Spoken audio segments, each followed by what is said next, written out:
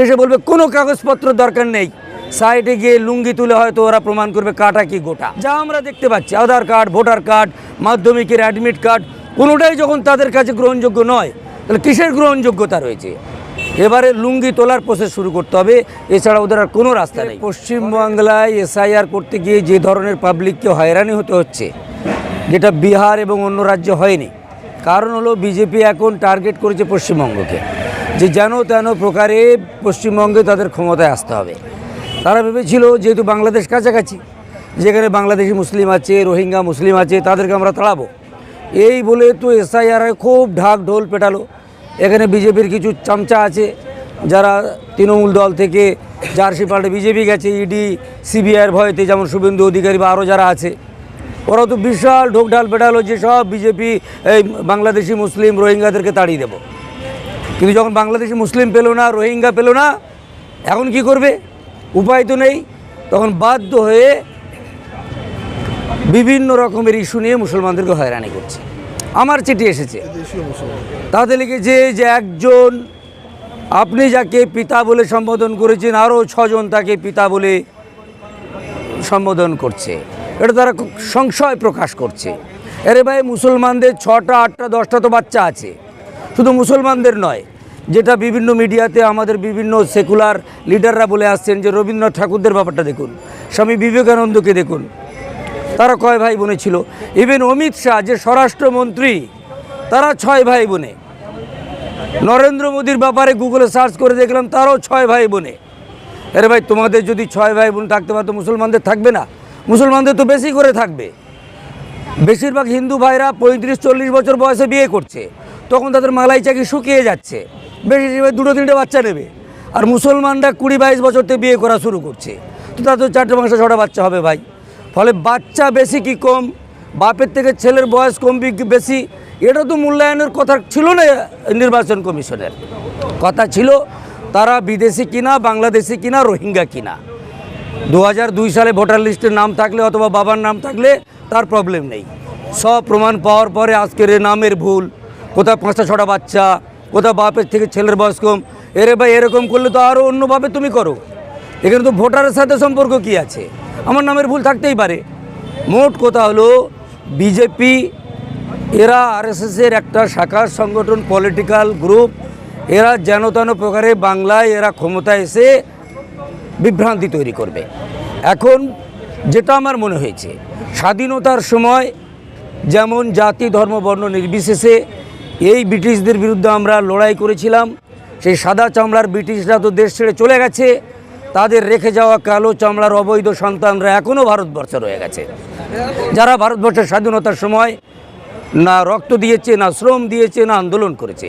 বরং সাভারকার থেকে শুরু করে আরও যারা ওদের পূর্বপুরুষরা ছিল, তারা ব্রিটিশদের তেল লাগাতো সেই সময়। ফলে সেই ব্রিটিশদের রেখে যাওয়া অবৈধ সন্তানদের বিরুদ্ধে আমাদের আবার গর্জে উঠবে। তাহলে ভারতবর্ষের সংবিধান, ভারতবর্ষের গণতন্ত্র আবারও অক্ষুণ্ণ থাকবে। আজকের অনেকে ভাবছে মুসলমানরা বিপদগ্রস্ত, শুধু মুসলমানরা নয়। আজকের এই আমি নিউজে দেখছিলাম, একজন 85 বছরের বৃদ্ধ, তাকে ভ্যানে করে আমাদের কুলতলি ব্লকে এসআইআরের জন্য নিয়ে আসা হয়েছে। তিনি অমুসলিম। তো যারা মনে করছে মুসলমানদের সমস্যা, তারা মূর্খের স্বর্গে বাস করছেন। এর সমস্যা হিন্দু মুসলিম সর্বধর্মের সমস্যা, ভারতবর্ষের মানুষের সমস্যা, ভারতবর্ষের গণতন্ত্রের সমস্যা, ভারতবর্ষের সংবিধানের। ফলে আজকের যদি আমরা বিজেপি এবং আরএসএসের বিরুদ্ধে রুখে না দাঁড়াতে পারি, আগামী দিনে ভয়ঙ্কর দিন আমাদের জন্য অপেক্ষা করছে। আজকের কলকাতায় রাজপথে আমরা তার বিরুদ্ধে ময়দানে নেমেছি। অসংখ্য গণসংগঠন এসেছে, জাতি ধর্ম বর্ণ নির্বিশেষে এসেছে নির্বাচন কমিশনকে ওই শিক্ষা দিতে যে তোমরা বিজেপির দালালি করো না, তোমরা স্বতন্ত্র একটা সংগঠন।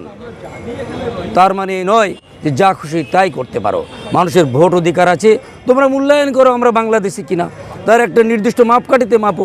সেখানে তোমরা ফেল, এখন তোমরা এদিক ওদিক শুরু করে দিয়েছো। এমন একটা দিন এসে যাবে, হয়তো আমি খারাপ ভাববেন না, শেষে বলবে কোনো কাগজপত্র দরকার নেই, সাইডে গিয়ে লুঙ্গি তুলে হয়তো ওরা প্রমাণ করবে কাটা কি গোটা, তখনই স্যার ওদের কাজ সম্পূর্ণ হবে। যা আমরা দেখতে পাচ্ছি, আধার কার্ড, ভোটার কার্ড, মাধ্যমিকের অ্যাডমিট কার্ড, কোনোটাই যখন তাদের কাছে গ্রহণযোগ্য নয়, তাহলে কিসের গ্রহণযোগ্যতা রয়েছে? এবারে লুঙ্গি তোলার প্রসেস শুরু করতে হবে, এছাড়া ওদের আর কোনো রাস্তা নেই। ফলে এর একটাই দাওয়াই, সেটা হচ্ছে গণ আন্দোলন, গণধোলাই, এবং গণচাপে ফেলে বাংলা ছাড়া করতে হবে নির্বাচন কমিশন এবং তাদের যারা এখানে দালালি করছে। 6-এর অধিক বলছে যে সন্তানগুলো আছে, এরকম হলে তো দেখা যাবে সংসারে অশান্তি লেগে যাবে। 6-এর অধিক সন্তান থাকলে অশান্তি কেন লাগবে? অনেকে স্ত্রীরা বলতে পারে যে আপনার অন্য কোনো জায়গায় সন্তান আছে অবৈধভাবে, এরকম না না, 6 সন্তান তো তাদের আছে, একটা বাবার 6টা সন্তান থাকতে পারে। যাদের 3টে আছে তাদেরকে যদি 6 জনকে দেখানো হয়, ওটা তো দেখুন ওরা এমনভাবে অ্যাপ ঠিক করেছে যে আপনার নাম দেওয়ার সঙ্গে সঙ্গে কোনো না কোনো একটা ভুল সে লিখে দিয়ে দেবে। এখন আপনি হোয়াটসঅ্যাপে দেখুন মিতা বলে একটা অ্যাপস এসছে, আপনি যা লিখবেন ভুল হোক ভালো একটা উত্তর দিয়ে দেবে ও। ফলে এই ধরনের হিয়ারিং বা এই ধরনের শুনানির কোনো গ্রহণযোগ্যতা নেই। যে মাপকাঠি প্রথমেই দিয়েছিল যে সে 2002 সালে তার বাবা বা তার কেউ ভোটার আছে কিনা অথবা সে নিজে ভোটার কিনা একটা সঠিক মানদণ্ড ছিল। তারপরে আমরা কনফিডেন্সের সঙ্গে বলেছিলাম যে 1% মুসলিমরা ধরা পড়বে না। বেশিরভাগ হিন্দু ভাইরা যারা 2002 সালের পরে ভারতবর্ষে এসছে, পশ্চিমবঙ্গে এসে, তারা বিপদগ্রস্ত হবে। নির্বাচন কমিশন এগুলো দেখতে পাচ্ছে না, তাদেরও নোটিশ আসছে না। আপনি আমাদের বাসন্তী চলুন, গোসবায় চলুন, সন্দেশখালী চলুন, 2002 সালের পর থেকে লক্ষাধিক বাংলাদেশি ভাইরা এসছেন। আমরা তাদেরকে দেশ থেকে তাড়ানোর কথা বলবো না, তাদের অধিকারের কথা বলবো না, কিন্তু যদি লিগাল ওয়েতে যান আপনাদের পূর্ব ঘোষণা অনুযায়ী তাহলে ওই সব হিন্দু পরিবার বাদ যাওয়ার কথা ছিল। কিন্তু হিন্দু হওয়ার কারণে হিন্দু ভোট ব্যাংক পাওয়ার জন্য তাদের নামে নোটিশ পাওয়ানো হচ্ছে না। একটা বুথে যদি 500 ভোটার থাকে সেখানে কেবলমাত্র অমুসলিম ভাইদের আসছে 4টে 5টা 10টা করে, আর 90% মুসলিম ভাইদের নামে SIR আসছে। মোট কথা আপনাদের মাধ্যমে বলে দিতে চাই, সে আদমকাল থেকে নিয়ে আজ পর্যন্ত আমরা ভারতবর্ষে ছিলাম, আছি এবং থাকবো। আমাদেরকে বিদেশি বানানোর শক্তি কারণ নেই আর কারণ থাকবে না। স্বাধীনতার সময় যেমন আমরা আন্দোলন করেছি, রক্ত দিয়েছি, আজও এই মুসলিম জাতি আজও তারা জেগে রয়েছে। ফলে যারা মূর্খের স্বর্গে বাস করছেন, যারা ভাবছেন যে এই দেশে তারা মানুষকে হয়রানি করবেন, সাবধান হয়ে যান। আমরা ছিলাম, আছি এবং থাকবো। আপনাদের ক্ষতি হবে, আপনারাই বিপদগ্রস্ত হবেন, এটাই আমরা আজকের বলে দিয়ে গেলাম।